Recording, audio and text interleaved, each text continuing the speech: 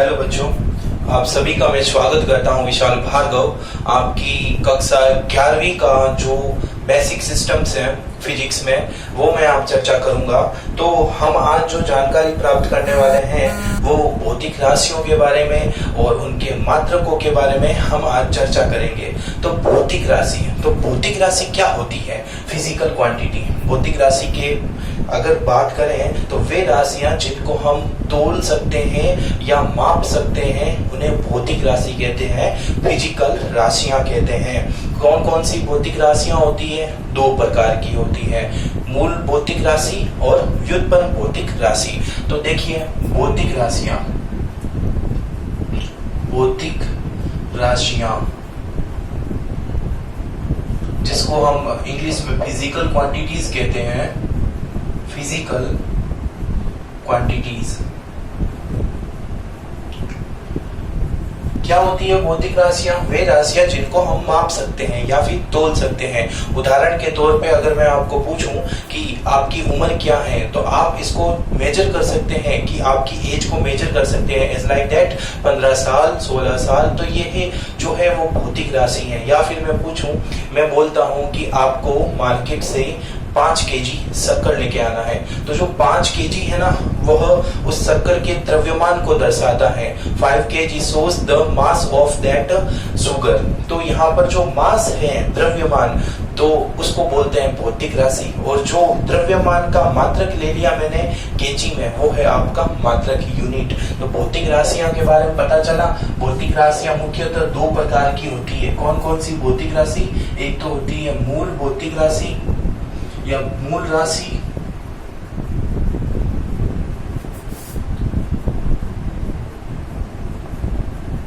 जिसको हम फंडामेंटल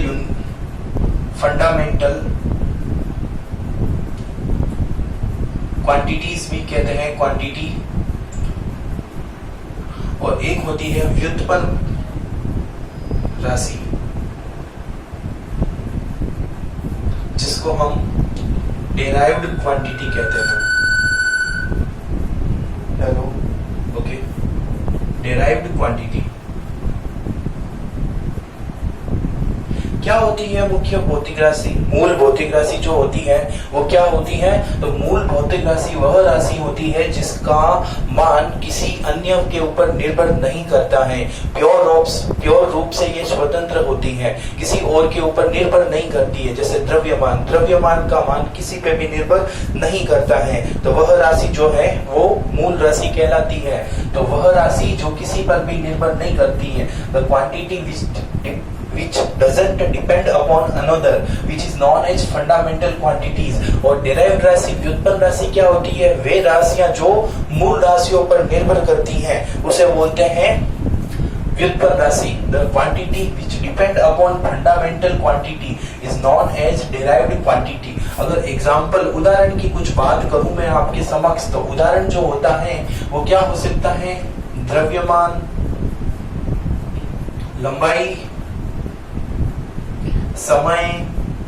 तो ये राशियां जो है, इसके जैसी बहुत सारी राशियां हैं, 7 प्रकार की। तो ये राशियां जो है वो मूल राशि कहलाती है।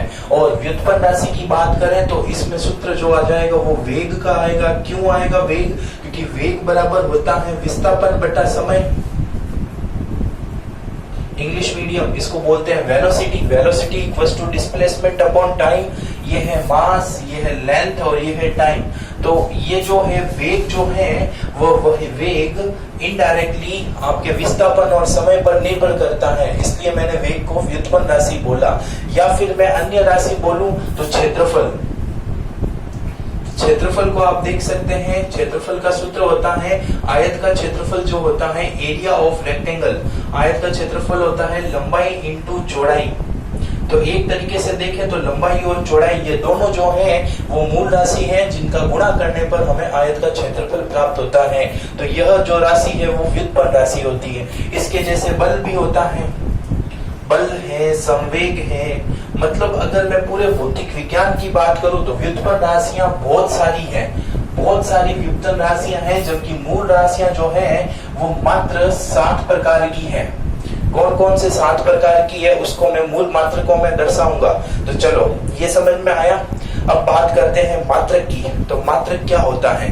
तो आप देख सकते हैं यहाँ पर मैंने जैसे द्रव्यमान लिया, तो द्रव्यमान को हम बोलेंगे केजी में। मतलब कि मैं पूछूं आपका द्रव्यमान कितना है, तो आप बोलेंगे सर मेरा द्रव्यमान 10 केजी है। तो जो केजी लिया है वो होता है मात्रक, यूनिट। या फिर मैं बोलूं कि आपके घर की लंबाई या आपकी लंबाई कितनी है, आप बोलते हो सर मेरी लंबाई 6 मीटर है, या फिर XYZ, क्योंकि 6 मीटर तो हो नहीं सकती, उदाहरण के तौर पे बोल रहा हूँ। मैं बोलता हूँ इस पेन की लंबाई कितनी है, तो इस पेन की जो लंबाई है आप बोलते हो सर 20 सेंटीमीटर है। तो जो सेंटीमीटर आपने उपयोग में लिया वो मात्रक होता है। अब मात्रकों की बात करूं मैं, तो मात्रक क्या होता है? भौतिक राशियों को मापने के लिए जो प्रयुक्त होने वाली नियत मान है उसी को हम मात्रक कहते हैं।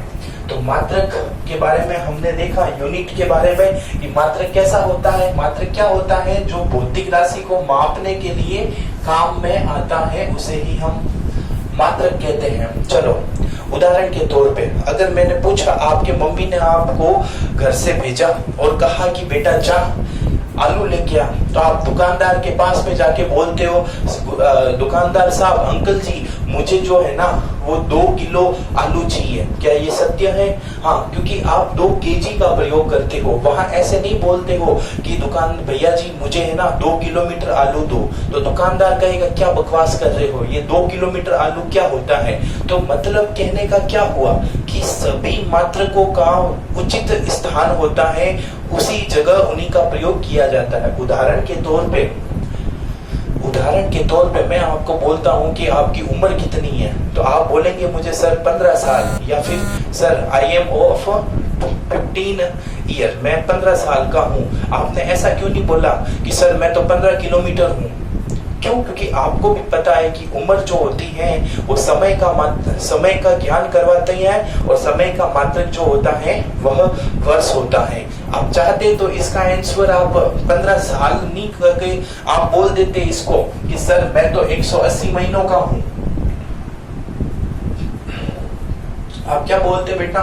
मैंने आपको एक व्यक्ति को पूछा कि भाई साहब आपकी उम्र कितनी है, तो उसने बोला सर जी मैं तो 15 साल का हूं।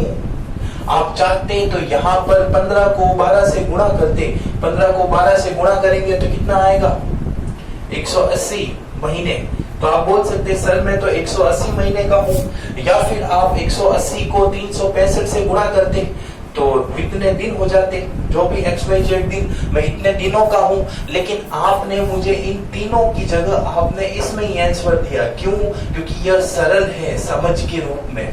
तो यही बात है, ऐसा नहीं है कि ये मात्रक या ये मात्रक नहीं है, ये भी मात्रक है और ये भी मात्रक है। और जो आप समय की बात कर रहे हैं, ये समय का बोध करवाता है ना, तो समय का तो एक्चुअल मात्रक जो ऐसा ही मात्रक होता है वो सेकंड होता है। कहीं पे भी समय आएगा उसको तो मैं वहां सेकंड ही बोलूंगा। तो सर आपने सेकंड बोलना चाहिए था यहाँ पर भी। अब आपको कोई पूछे कि भाई आपकी उम्र क्या है, तो आप बताना कि सर मेरी उम्र जो है वो XYZ सेकंड में है।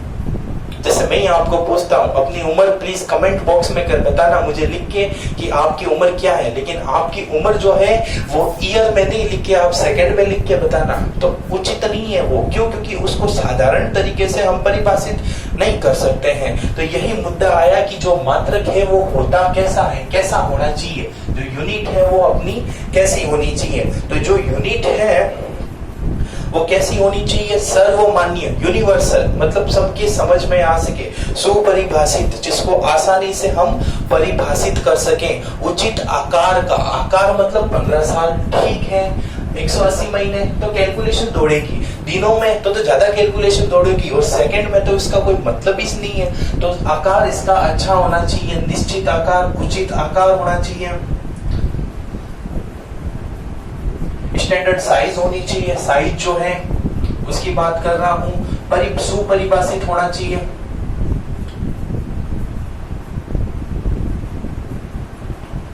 गुड डेफिनेशन होनी चाहिए जिसकी। इजीली अंडरस्टैंडेबल होनी चाहिए, इजीली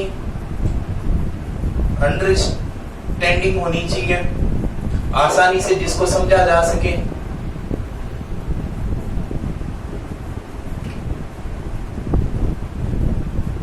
आसानी से समझा जा सके।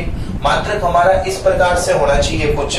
और अगर बात करूं मैं तो उसके ऊपर दाब व समय के कारण कोई परिवर्तन नहीं होना चाहिए। तो आपको बोलते हैं टेम्परेचर, प्रेशर एंड टाइम। ये टेम्परेचर, प्रेशर, टाइम जो है वो अपने मात्रक को परिवर्तित नहीं कर सके।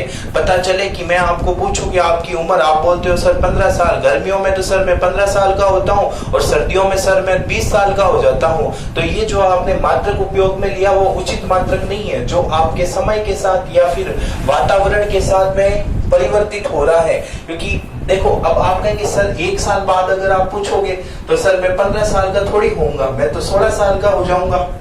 आप बोलेंगे तो सर यहाँ पर चेंज हो गया ना। मैंने कहा कहाँ चेंज हुआ, साल तो वही रहा ना। हाँ, ये जो है ये 15 और 16 ये है आंकिक मान, इनको बोलते हैं आंकिक मान, न्यूमेरिकल वैल्यू। तो न्यूमेरिकल वैल्यू तो चेंज हो सकती है। आज आपके मम्मी ने आपको 2 किलो आलू मंगाए, हो सकता है कि 10 दिन बाद आपके घर पे कोई फंक्शन हो या मेहमान आ गए हो, उस केस में आपसे 5 केजी आलू मंगा दिया। तो 2 केजी और 5 केजी, इन दोनों में अगर देखेंगे तो मात्रक तो अपना वही है ना, केजी। इसका मान थोड़ी परिवर्तित हो रहा है। हाँ, मान परिवर्तित हो रहा है तो आंकिक मान का परिवर्तित हो रहा है। तो हम देख सकते हैं ताप, दाब और समय का उसके ऊपर कोई भी प्रभाव नहीं पड़ना चाहिए। तो ये हमारे कुछ मात्रकों के गुण होते हैं, प्रॉपर्टी होती है। तो उचित आकार, सुपरिभाषित, आसानी से समझा जा सके और ताप, दाब, समय का उसके ऊपर कोई प्रभाव नहीं पड़े, वो मात्रकों के गुण हैं। चलिए, तो मात्रक जो है वो भौतिक राशि को समझाने का कार्य करता है। अगर हम मात्रक को भी देखें तो ये भी मुख्यतः 2 प्रकार के होते हैं। मूल मात्रक, वही जिसको बोलते हैं फंडामेंटल यूनिट, और एक होता है व्युत्पन्न मात्रक। व्युत्पन्न मात्रक इसको बोलते हैं डेराइव्ड यूनिट। Derived unit. अब आप कहेंगे सर ये क्या आपने तो ये बता दिया है। तो मैं कहूंगा बेटा अभी जस्ट हमने पहले पढ़ा था, वो राशि पढ़ी थी भौतिक राशि। भौतिक राशि 2 प्रकार की होती है, मूल राशि और व्युत्पन्न राशि। लेकिन अब मैं बात कर रहा हूं मात्रकों की। तो मात्रक जो होता है उसमें और इसमें अंतर क्या है? डेफिनेशन तो सेम ही है कि ऐसे मात्रक जो किसी पे भी डिपेंड नहीं हो, किसी पे भी निर्भर नहीं करते हैं, उन्हें मूल मात्रक कहते हैं। और ये ऐसे मात्रक जिनका मान जो है वो इस पर निर्भर करता है। किस पर निर्भर करता है? मूल मात्रकों पे निर्भर करता है, उसे हम बोलते हैं व्युत्पन्न मात्रक। अब सर उदाहरण बता दीजिए थोड़ा। तो ये लो उदाहरण। तो मैं बोलूंगा अभी जस्ट पहले हमने यहाँ पर मूल राशियों में 3 मान लिखे थे, द्रव्यमान, लंबाई और सेकंड। तो उन्हीं के मात्रक लिखता हूं। जैसे द्रव्यमान होता है मास, उसका मात्रक होता है केजी में। लंबाई होती है, उसका मात्रक जो होता है वो होता है मीटर में। और जो समय होता है उसका मात्रक होता है सेकंड में। तो इस प्रकार से ये जो है मात्रक, ये मूल मात्रक है। ये किसका? केजी किसका मात्रक है? द्रव्यमान का, मास का। मीटर किसका मात्रक है? लंबाई, लेंथ का। और सेकंड किसका मात्रक है? समय या टाइम का। और इसी प्रकार व्युत्पन्न मात्रक की बात करें तो आपने बल का मात्रक सुना होगा नाम। बल का मात्रक क्या होता है भैया? बल का मात्रक सर न्यूटन होता है। क्यों होता है? क्योंकि न्यूटन नाम के एक वैज्ञानिक ने बल के बारे में विस्तार से बताया, तो हमने उनके सम्मान में इसका मात्रक न्यूटन कर दिया। तो न्यूटन जो होता है वो, जो न्यूटन होता है, 1 न्यूटन उसको लिखते हैं 1 kg into metre upon second square. आप देख सकते हैं यहाँ पर कि ये जो न्यूटन है वो न्यूटन के किसके रूप में लिखा मैंने न्यूटन को? Kg into metre upon second square. मतलब मैं कह सकता हूं कि ये जो न्यूटन है ये डेराइव्ड मात्रक है, व्युत्पन्न मात्रक है। इसका मान केजी पर निर्भर करता है, मीटर पे निर्भर करता है और सेकंड पे निर्भर करता है, जो कि मूल मात्रक है। तो सिंपल सी परिभाषा आपके समक्ष आ गई होगी। व्युत्पन्न मात्रक क्या होता है? बल का मात्रक जो है वो उदाहरण है इसका बढ़िया। और मैं बात करूं वेग। वेग जो होता है उसका सूत्र क्या होता है, विस्थापन बटा समय। विस्थापन का मात्रक होता है मीटर और समय का मात्रक होता है सेकंड, तो मीटर अपॉन सेकंड ये आपके वेग का मात्रक हो गया। चलो अब बात करते हैं, सर आपने ये समझाया हमें समझ में आ गया तो ठीक है, फिर मैं बोलता हूं अब मात्रकों की पद्धतियां, मतलब कि हमारी लाइफ में कौन कौन से मात्रकों की पद्धतियां प्रचलित हुई हैं। तो मात्रकों की पद्धतियां, मात्रकों की पद्धतियां जिसको इंग्लिश में अपन क्या बोलेंगे, सिस्टम ऑफ यूनिट्स।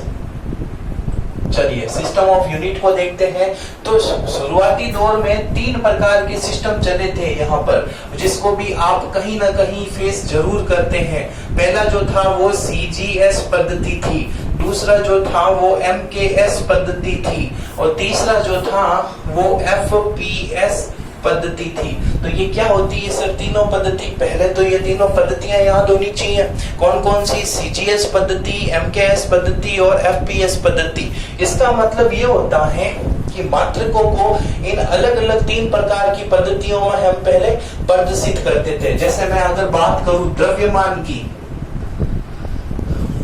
जैसे मैं बात करता हूं पहले लंबाई की, उसके बाद में मैं बात करता हूं द्रव्यमान की और उसके बाद में मैं बात करता हूं समय की।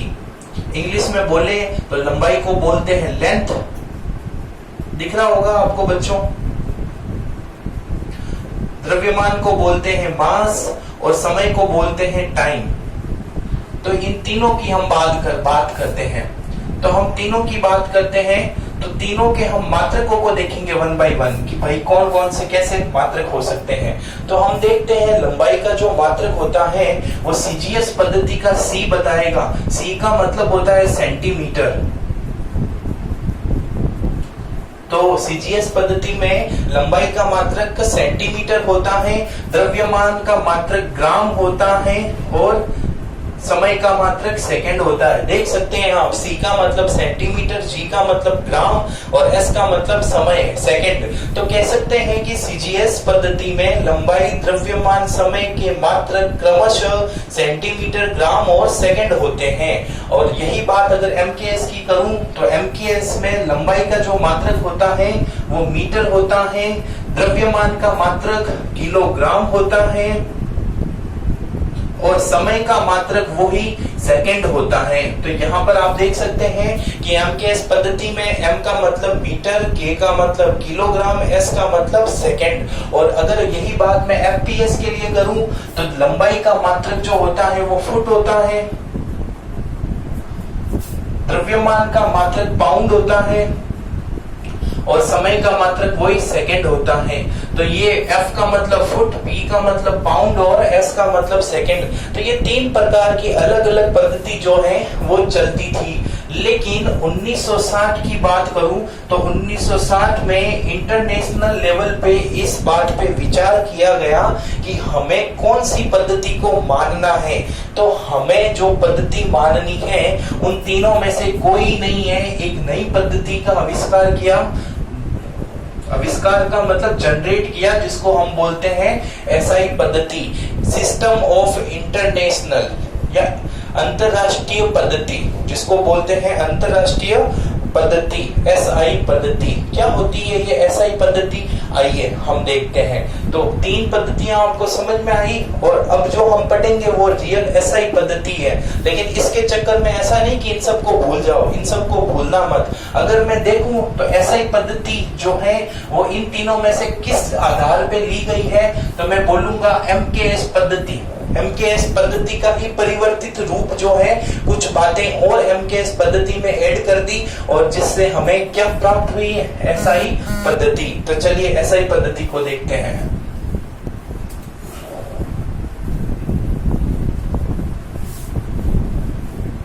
आई होप आपको समझ में आ रही होगी मेरी बातें। अगर नहीं आ रही है तो एक बार वापस वीडियो को देखिए आप और चीजों को समझने का प्रयास कीजिए। तो अब हम बात करते हैं मात्रकों की अंतरराष्ट्रीय पद्धति। कौन सी पद्धति? SI पद्धति, जिसको अंतरराष्ट्रीय पद्धति भी बोलते हैं। क्या होती है एसआई पद्धति? तो यह एमकेएस के परिवर्तित रूप है, मतलब एमकेएस के और एमकेएस वाली पद्धति जो थी उसमें कुछ बातें और ऐड की, जिसके कारण हमें प्राप्त क्या हुई? एसआई पद्धति प्राप्त हुई। चलिए बात करते हैं एसआई पद्धति की। तो यह मुख्यतः 3 प्रकार की होती है। कितने प्रकार की होती है? 3 प्रकार की। पहली जो है वो 3 प्रकार की नहीं होती है, एक्चुअली में ये एक ही प्रकार की होती है, लेकिन इसके अनुसार जो मात्रक होते हैं उस मात्रकों को इसने 3 प्रकार से समझाया है।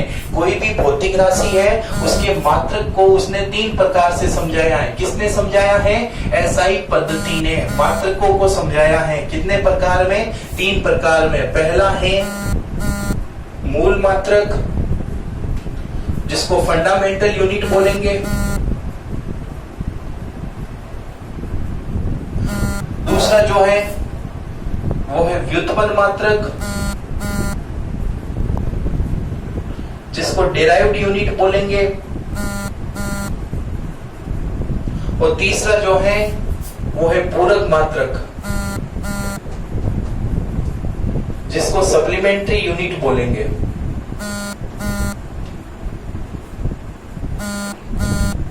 क्या होता है ये तीनों? तो आपको मैंने पिछले बार भी बताया, मात्रक 2 प्रकार के बताए थे, लेकिन वो तो सामान्य स्थिति में था। लेकिन अगर कोई पूछे कि भाई एसआई पद्धति के आधार पर मात्रक कितने प्रकार के होते हैं? मात्रक 3 प्रकार के होते हैं। अब कौन कौन से? मूल, व्युत्पन्न और पूरक। यदि पूछे मात्रकों की पद्धति कितने प्रकार की होती है, तो मात्रकों की पद्धति भी 3 प्रकार की होती है, सीजीएस, एमकेएस और एफपीएस। अगर पूछे मात्रकों की आधुनिक पद्धति कौन सी है जिसको हम यूज करते हैं या दुनिया यूज करती है, तो उसको बोलेंगे एसआई पद्धति। दुनिया इस बात को ही मानती है। कब से? 1960 से, 1960 से यह पद्धति प्रचलित में है। चलिए अब इन तीनों को अपन समझेंगे, मूल मात्रक, व्युत्पन्न मात्रक और पूरक मात्रक क्या होते हैं। तो सबसे पहले बात करेंगे हम मूल मात्रकों की। तो आइए, एसआई पद्धति ने मूल मात्रक के बारे में क्या बताया। तो एसआई पद्धति के अनुसार मूल मात्रक जो है वो क्या होता है, तो इसकी जो डेफिनेशन है वो सेम डेफिनेशन जो है वो पहले हमने पढ़ी थी मूल मात्रक की, फंडामेंटल यूनिट की। फंडामेंटल यूनिट क्या डेफिनेशन है? ऐसे मात्र जिनका मान किसी पर भी निर्भर नहीं करता है, किसी पर भी निर्भर नहीं करता है, उन्हें कौन से मात्रक कहते हैं? मूल मात्रक कहते हैं।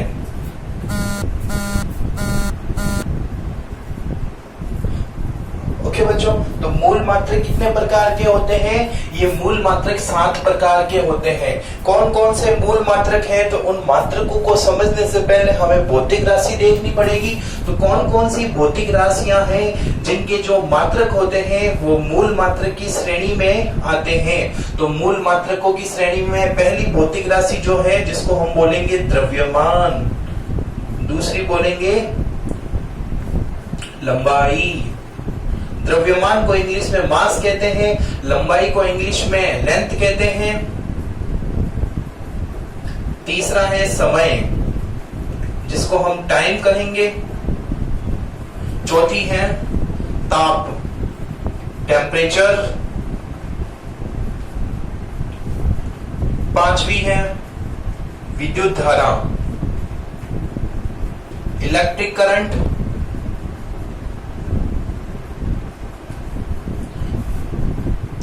विद्युत धारा, इलेक्ट्रिक करंट। छठी है पदार्थ की मात्रा, पदार्थ की मात्रा, क्वांटिटी ऑफ सब्सटेंस। और सातवीं जो है वो प्रदीपन की तीव्रता।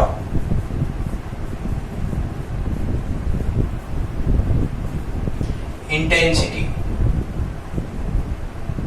इंटेंसिटी, आपको टेंशन लेने की आवश्यकता नहीं है। आपको बस ध्यान से सुनना है, पीडीएफ आपको मिल जाएगी, नोट्स नहीं बनाना है, खाली समझना है। कौन कौन से हैं? एक तो है द्रव्यमान, एक है लंबाई, समय, इन तीनों को साथ में याद करो। द्रव्यमान, लंबाई, समय, साथ में ताप, विद्युत धारा, इन दोनों को साथ में याद करो, ताप और विद्युत धारा। फिर है पदार्थ की मात्रा और प्रदीपन की तीव्रता। तो ये जो 7 राशियां हैं ये भौतिक राशियां हैं और यही भौतिक राशियां मूल भौतिक राशियों के रूप में प्रचलित हैं। चलिए अब इनके मात्रकों के बारे में हम देखते हैं कि भाई इनके मात्रक क्या होंगे। जो मात्रक होंगे वो हमारे मूल मात्रक है, इन्हीं को पढ़ना है हमें। तो देखते हैं आप, तो द्रव्यमान का जो मात्रक होता है वो किलोग्राम होता है। लंबाई का मात्रक जो होगा मीटर, समय का मात्रक सेकंड। और आप देख सकते हैं ये जो किलोग्राम, मीटर, सेकंड, ये तीनों आपके एमकेएस पद्धति में भी था। तो यहाँ पर इसलिए मैंने बोला कि मूल ये जो एसआई पद्धति है वो एमकेएस पद्धति की ही परिवर्तित रूप है। चलो तापमान, तापमान का मात्रक जो होगा उसको हम केल्विन बोलते हैं। वैसे अन्य मात्रक डिग्री सेल्सियस भी आप बहुत पढ़ते हैं, लेकिन डिग्री सेल्सियस जो है वो तापमान का एसआई मात्रक नहीं है। विद्युत धारा का मात्रक होता है एम्पियर। पदार्थ की तीव्रता जो होती है उसका मात्रक होता है मोल। और ये आपने केमिस्ट्री में पढ़ेंगे आप कि पदार्थ की मात्रा मोल में अपन फाइंड आउट करेंगे। और प्रदीपन की तीव्रता होती है उसका मात्रक होता है कैंडेला। ये बहुतों बार क्वेश्चन पूछा गया है, कंपटीशन एग्जाम में भी डायरेक्ट क्वेश्चन पूछते हैं कि बताओ भाई विद्युत धारा का एसआई मात्रक क्या होता है। तो विद्युत धारा का एसआई मात्रक एम्पियर होता है। तापमान का एसआई मात्रक क्या होता है? 4 ऑप्शन दे दिए आपके, फारेनहाइट पहला ऑप्शन, दूसरा डिग्री सेल्सियस, तीसरा केल्विन और चौथा जो है वो नन ऑफ दीज। तो इसका आंसर होगा सर क्या होगा? केल्विन होगा। तो सर क्या डिग्री सेल्सियस, फारेनहाइट ये इसके मात्रक नहीं होते हैं? तापमान के होते हैं, बकायदा होते हैं, लेकिन ये अन्य मात्रक होते हैं। जो मेन एसआई पद्धति मानती है तापमान का मात्रक वो कौन क्या मानेगी? केल्विन को मानेगी। चलो ये मात्रक हो गए 7। कौन कौन से? Kilogram, metre, second, kelvin, ampere, mole और कैंडेला। और इनको अब डिनोट करने का तरीका हम देखेंगे। तो डिनोट करने का तरीका क्या है? किलोग्राम को हम डिनोट करेंगे केजी से, इसको हम डिनोट करेंगे मीटर से, जिसको हम यहाँ पर एम लिख देता हूँ, इसको हम डिनोट करेंगे एस मतलब सेकंड से, इसको डिनोट करेंगे के से, इसको डिनोट करेंगे ए से या फिर एएमपी से। ये प्रतीक बना रहा हूं मैं, इनके सिंबल जो है उसको मैं बता रहा हूं, सिंबल। तो मोल जो होता है उस मोल को हम MOL लिखेंगे। ध्यान रखना स्मॉल m मत लिख देना, क्योंकि स्मॉल m तो अपना मीटर होता है। और कैंडेला जो होगा उसको हम CD लिखेंगे, CD कैंडेला। ठीक है, तो ये है आपके मूल मात्रक। और इसके बाद में आते हैं आपके व्युत्पन्न मात्रक। तो मैं आपसे आज्ञा चाहता हूं अगली कक्षा में हम व्युत्पन्न मात्रकों के बारे में जरूर पढ़ेंगे। तो बच्चों ध्यान रखना, मूल मात्रक 7 प्रकार के होते हैं। कौन कौन से? द्रव्यमान, लंबाई, समय, 3 याद रखें। फिर नेक्स्ट तापमान, विद्युत धारा, फिर नेक्स्ट आपको प्रदीपन की तीव्रता और पदार्थ की मात्रा। ये 7 याद हो गए। 3 चरणों में याद करो, आसानी से याद होंगे। द्रव्यमान तो केजी, लंबाई का मीटर, समय का सेकंड, तापमान का केल्विन, विद्युत धारा का एम्पियर, पदार्थ की मात्रा का मोल और प्रदीपन की तीव्रता का जो मात्रक होता है वो होता है कैंडेला। धन्यवाद।